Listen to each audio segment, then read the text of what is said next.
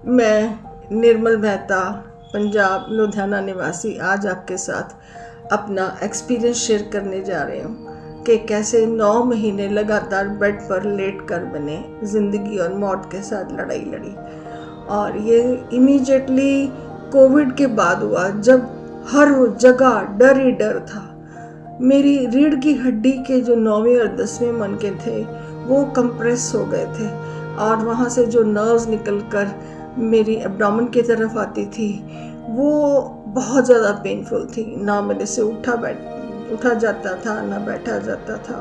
बहुत ज़्यादा कहर की दर्द थी, और ना मैं कहीं गिरी, ना मेरे कोई चोट लगी। समझ ही नहीं आया ये कैसे हो गया। तो कभी एक डॉक्टर को दिखाए, दूसरे को, तीसरे को, चौथे को, 7वें डॉक्टर के पास गई, तब जाके पता चला। तो उन्होंने जो अपनी प्रिस्क्रिप्शन लिखी तो उसमें बोला कि आपको एक दिन में, जब तक आपका ट्रीटमेंट चलेगा, आपको 15 गोलियां खानी पड़ेंगी। और मैंने खाई। और जब मैं लेटती थी तो सिर्फ सीधा लेटना पड़ता था, और सारा दिन मैं छत को देखती रहती। और कमज़ोरी इतनी स्पीड से बढ़ने लगी कि हड्डियों का मेरा ढांचा निकल आई, और ना आंखें खुलती, ना बोलने को मन करता, और खाना पीना भी बहुत कम हो गया। जो भी खाती थी खाने के बाद वो निकल जाता था, और पानी और चाय वो मैं स्ट्रॉ से पीती थी। ये उस वक्त, उसके बाद मेरे को सपने में मेरे लेट फादर और मदर मेरे को दिखाई देने लगे, और अपने घर की लॉबी में मेरे को अपनी लाश पड़ी हुई दिखाई देती, और घर के बाहर फ्यूनरल वैन दिखाई देती। इस वक्त मेरे माँ बाप, बहन, भाई, husband, father in law, mother in law, सबकी डेथ हो चुकी थी। रिश्तों में मैं निहत्थी हो चुकी थी, और अपने आप को वो बड़ा निहत्था महसूस करती कि ये मेरे साथ क्या हुआ, कब हुआ, जब वो कोई भी नहीं है मेरे साथ। बड़े पछतावे हुए, उनके साथ मैंने क्या किया, कहाँ कहाँ गलतियाँ हुई, सब वो सारी बातें याद आने लगी। तो इससे 2 साल पहले मैं डॉक्टर जी के, जो कि इंग्लैंड में रहते हैं, वो स्पिरिचुअल टैबलेट्स के एक्सपर्ट हैं, तो उनके मैं टच में थी। वो माहिर हैं कि ऐसे क्रिटिकल केसेस को वो ठीक कर देते हैं। और उन्होंने मेरे को पूछा कि मैडम आप खाना कैसे खाते हैं? तो मैंने कहा डॉक्टर साहब हम तो बाज़ार से ही मंगवा के खाते हैं, क्योंकि बनाने का तो ज़रिया नहीं है, ना कोई उस वक़्त मेड मिल रही थी, और मेरे बेटे को आता नहीं बनाना, और इसलिए हमें बाज़ार से मंगवाना पड़ता है। वो बोलते कि नहीं, आपको ये बाज़ार का खाना नहीं खाना, आपको स्पिरिचुअल खाना खाना है। स्पिरिचुअल खाने के साथ आपके साथ कोई मेडिटेशन कोई लेडीज़ आएँ, मेडिटेशन करें, और या फिर आप पिरामिड में चले जाओ, वहाँ पर आपकी रिकवरी बहुत स्पीड से होगी। तो मैंने कहा ये तो पॉसिबल नहीं है। तो और फिर उन्होंने कहा कि अच्छा, उन्होंने अपने ग्रुप में से 4 लेडीज़ को अपॉइंट किया, जो मेरे साथ जूम पर ऑल्टरनेट डेज पर मेडिटेशन करती थी। और एक सीमा डोडी को मेरे काउंसलर बनाया, वो जो कि मुंबई में रहती हैं, और वो मेरे साथ काउंसलिंग करती थी, मेरे साथ बातें करती थी, मेरे को मेरे सोल लेवल पर लाकर दिखाया कि आप कहाँ गलत है। मेरे को मेरा आईना दिखाया। चाहे मैंने बहुत कुछ पहले किया हुआ था, बहुत सारी बुक्स पढ़ी हुई थी, काफ़ी वर्कशॉप्स अटेंड करी थी, लेकिन जो उन्होंने बातें बताई उसके बाद मेरी हेल्थ में इम्प्रूवमेंट हुई, और रिश्तों में भी इम्प्रूवमेंट हुई, सोच में भी फ़र्क आया। और फिर उन्होंने कहा कि अगर आप खाना बाहर से खाते हैं, तो उन्होंने कहा, सीमा डोडी को कहा कि आप लोकल ग्रुप के जो एडमिन है उससे बात करिए कि आप उनको बोलो कि निर्मल मेहता को हेल्प की ज़रूरत है, आप जाके देखें क्या आप उनके लिए क्या कर सकते हैं। एक तो मेडिटेशन बहुत ज़रूरी बोला और दूसरा खाने के लिए बोला। तो रचना गुप्ता जी हैं, वो लोकल ग्रुप की एडमिन हैं। उन्होंने बोला, तो उन्होंने अपने ग्रुप में अनाउंस किया तो कि एक सेवा चाहिए, तो 17 हाथ खड़े हो गए। तो 17 लेडीज़ ने एग्री किया कि वो मेरे पास आएंगी। तो सबसे पहले जो है वो शिवानी जो दोराहा में रहती हैं, वो अपने हस्बैंड के साथ आई और मेरे लिए खाना लेके आती, स्पॉन्ज करती, मसाज करती और मेरे साथ ढेरों बातें करती और जाने से पहले मेरा तन और मन हल्का कर देती। जब जाती तो मेरे को ये लगता कि हाँ अब ये जा रही है। तो इसके बाद अर्चना गुप्ता, वो मेरे पास आती, बहुत बार आई और खाना लेके आती और मसाज करती, स्पॉन्ज करती, मेडिटेशन करती और मेरे को पूछती रहती कि मिसेस मेहता बताइए आपको क्या चाहिए, क्या चाहिए।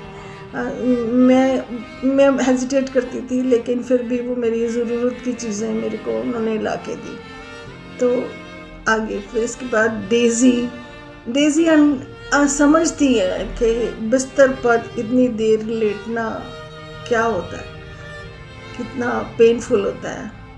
तो वो मेरे लिए डिफरेंट तरह की कुकीज़ बना के लाती कि मैं कुछ खाऊं तो सही, मेरे पेट में कुछ जाए तो सही। तो वो मेरे को आके उनके खाने के बाद मेरी एपेटाइट में फ़र्क पड़ा। फिर उसके बाद मीनाक्षी आती, स्पॉन्ज करती, मसाज करती, खाना खिलाती और वो मंत्र चैंटिंग करती रहती। और जब वो मंत्र चैंट करती तो मेरे को बहुत अच्छा लगता। फिर इसके बाद सुषमा बसी अपनी मेड के साथ आती, मेरा स्पॉन्ज, मसाज और मेरे लिए पिकल्स लाती कि मेरे मुंह का थोड़ा स्वाद बदले, मेरे को खाने को मन करे। तो मेरा हेड बाथ करवाती और बहुत बार आई मेरे पास। अब भी सब लोगों के साथ मेरी अब भी बातचीत होती है, ये नहीं कि उसी वक्त था, ऐसा नहीं। फिर अंजना जी जो कि एक केमिस्ट शॉप चलाती हैं, वो मेरे लिए मेडिसिन्स का एक पैकेट लेके आई। फिर इंदू, ममता, स्वीटी, टीपी सिंह जी, वंदना और शकुंतला, दर्शना, वंदना, ये सब लोग आए। मेरे को ये कुछ लोग इनमें जानते थे मेरे को, लेकिन ज़्यादातर जो ये लेडीज़ आई मेरे को जानती भी नहीं थी। हम एक दूसरे को जानते भी नहीं थे, कभी भी मिले भी नहीं थे।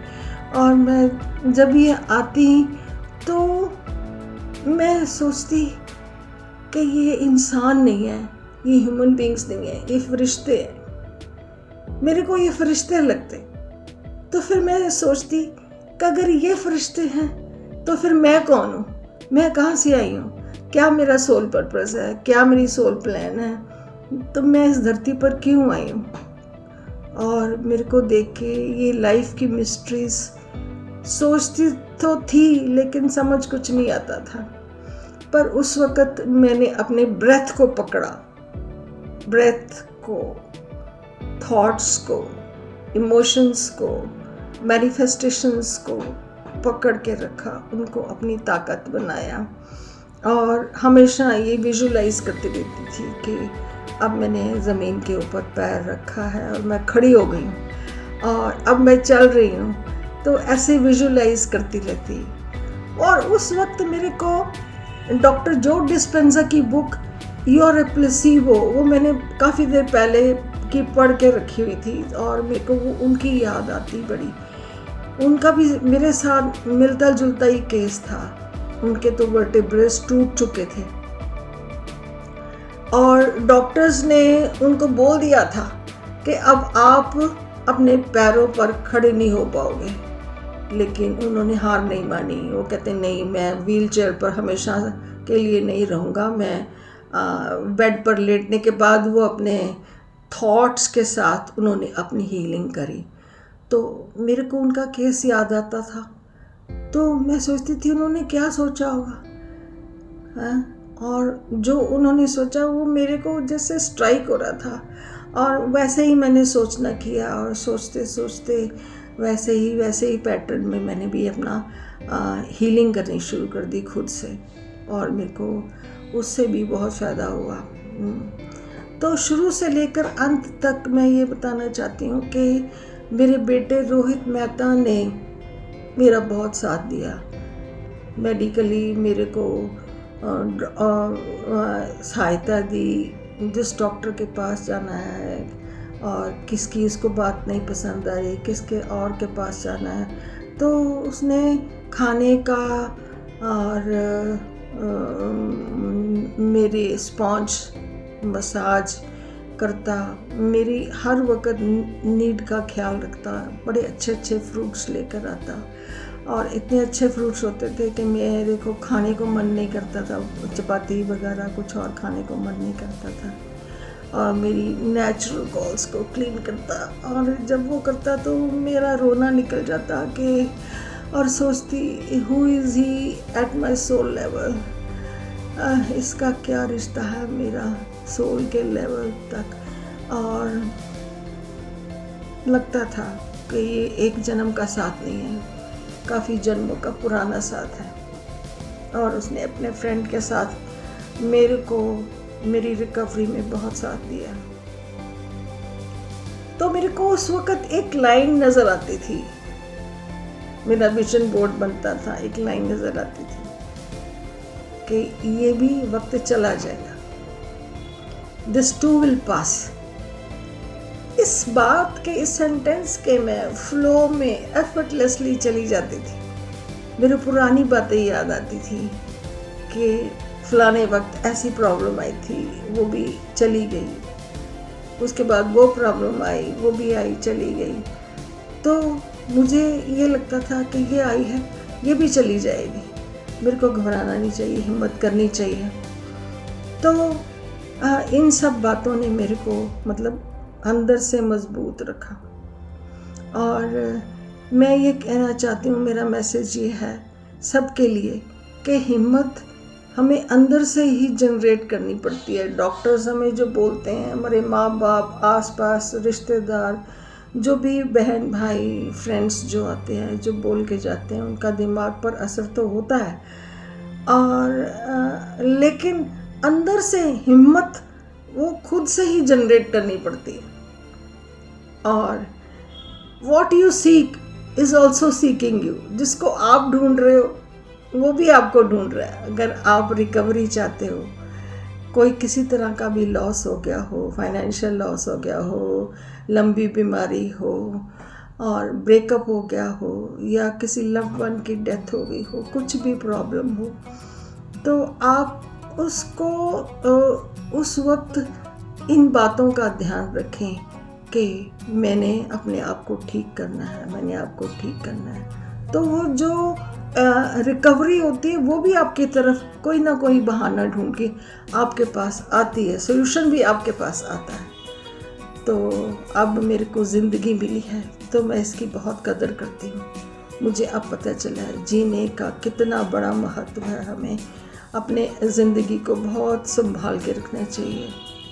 और अब मैं कुछ, मेरी एक प्रार्थना है भगवान से कि ज़िंदगी दी है तो जीने का हुनर भी देना, पाँव बख्शे हैं तो तौफीके सफ़र भी देना। गुफ्तगू तूने सिखाई है, मैं तो गूंगी थी अब मैं बोलूँगी, तो बातों में असर भी देना। मेरे अंधे ख्वाबों के असूलों को तराजू दे दे, मेरे मालिक मेरे जज्बात पे काबू दे दे। हे अल्लाह, हे भगवान, बयां करने के काबिल कोई कहानी दे दे। मेरे मुर्शिद मेरे अल्फाज को मानी दे दे।